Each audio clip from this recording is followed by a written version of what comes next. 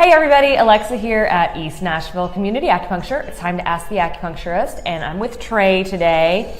Trey, one of our patients had a great question, and they asked, what is the difference between acupuncture and dry needling?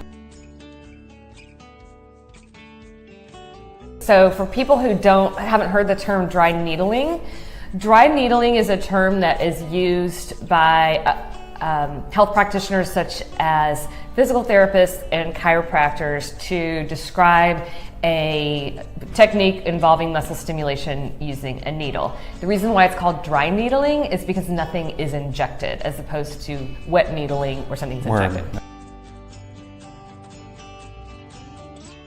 Dry needling and acupuncture are different yet similar. They both use acupuncture needles.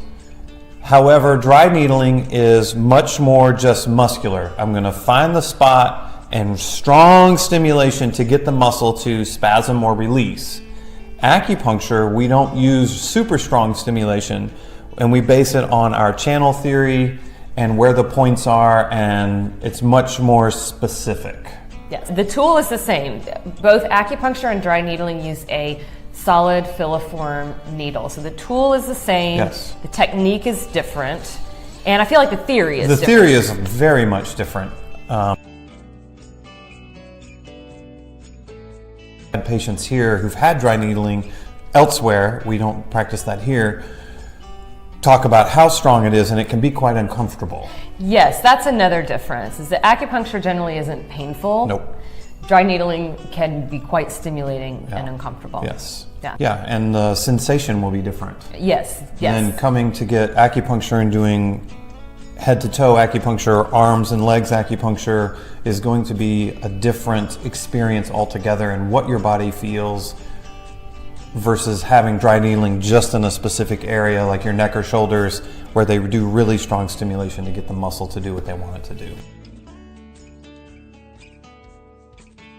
Talk about training. So it's different in every state. So we'll talk about Tennessee. Okay. In Tennessee, to be a licensed acupuncturist, you have to graduate from an accredited school.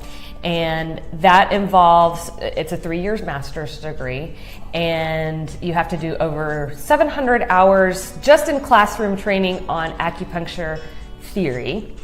And then we also have to do 660 hours in clinical training, and of that, 500 hours have to be supervised clinical practice where we're treating patients. Yeah. So even a new acupuncture graduate has had a lot of clinical practice already in school. Yes. Physical therapists in Tennessee have to have 24 hours in dry needling training.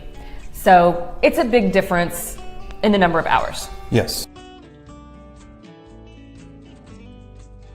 And so dry needling really is usually much more targeted. Yes. And we also target areas, if somebody has shoulder pain, we do acupuncture to address that pain, but we also look at the whole system. Yes. What's going on in the rest of the body. Versus just the one area. Yeah.